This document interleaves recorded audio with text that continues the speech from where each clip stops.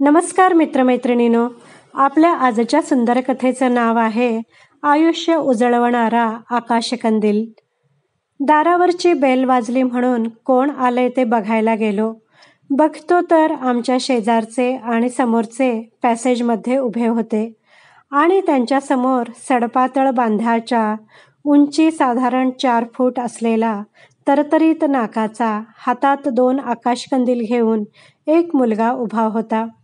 तो चेहरा ओळखीचा वाटत होता.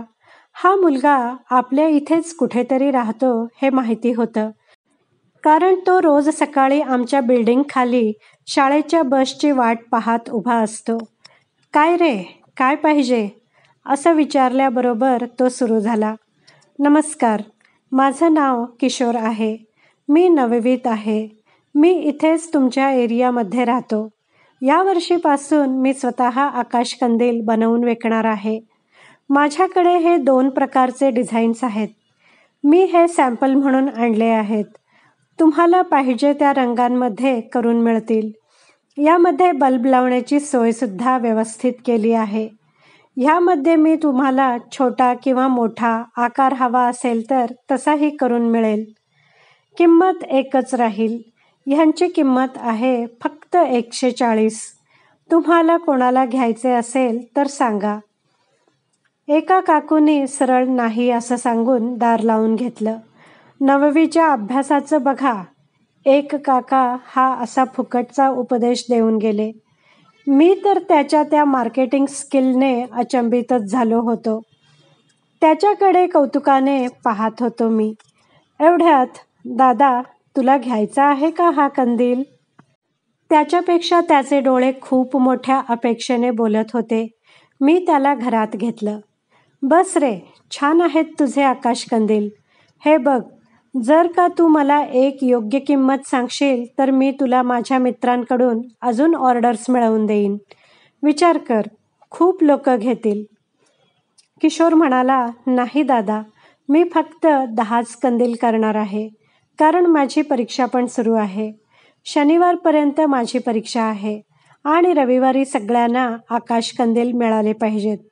अभ्यास करत करत मला हे कंदील करायचे आहेत, म्हणून 10च लिमिट ठेवलं आहे आणि 140 रुपयांची फिक्स किंमत. 10 कंदिलांचा बिझनेस आणि त्याचं प्लॅनिंग किती परफेक्ट केलंय ह्याने, ह्याचं खूपच कौतुक वाटत होतं मला. मी म्हणालो, बरं, एक खरं खरं सांग, एका कंदिलामागे किती खर्च आहे आणि किती प्रॉफिट होणार तुला?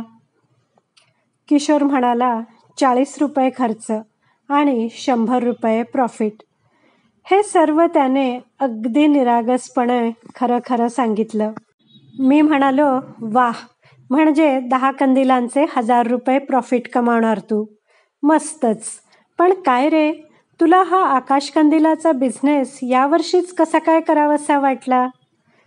किशोरने खूपच अभिमानाने त्याचे उत्तर दिलं, कारण मला या दिवाळीत माझ्या आईला एक साडी गिफ्ट करायची आहे. मी म्हणालो, अरे वा, क्या बात है, खूपच भारी रे. पण अरे, 1000 रुपयांमध्ये येणार का साडी? किशोर म्हणाला, हो, एकदम साधीच घेणार आहे. एके ठिकाणी सेल लागलाय, तिथे मी चौकशी केली आहे. 850 रुपयांची एक साडी मी बघून सुद्धा ठेवली आहे, तशीच घेणार आहे. मी म्हणालो, वाव वाव वाह, मस्तच. आणि तसंही गिफ्टमध्ये साधं आणि भारी असं काहीच नसतं. वस्तूंच्या किमतीपेक्षा त्यामागचं आपलं प्रेम आणि भावना महत्त्वाची.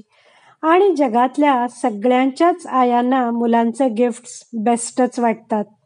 छान. पण ह्याच दिवाळीत आई आठवली का रे तुला साडी गिफ्ट देण्यासाठी? मी थोडं मस्करीतच त्याला विचारलं. किशोर म्हणाला, नाही, गेल्या वर्षीपर्यंत बाबा आणायचे आईला साडी, पण मग बाबा फेब्रुवारीमध्ये गेले, म्हणून आता मी घेणार आहे ह्या वर्षी तिला साडी. निशब्द, अंगावर सरसरून काटा आणि डोळ्यात पाणी. माझ्या, त्याच्या आणि कदाचित तुमच्यासुद्धा. आयुष्य शिकवून गेला तो.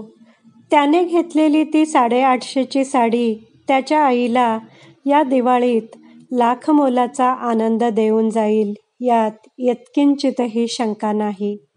मित्रमैत्रिणींनो, कशी वाटली तुम्हाला ही हृदयस्पर्शी कथा? कथा आवडली असल्यास व्हिडिओला लाईक करा, शेअर करा, कमेंट करा, सबस्क्राईब करा. धन्यवाद.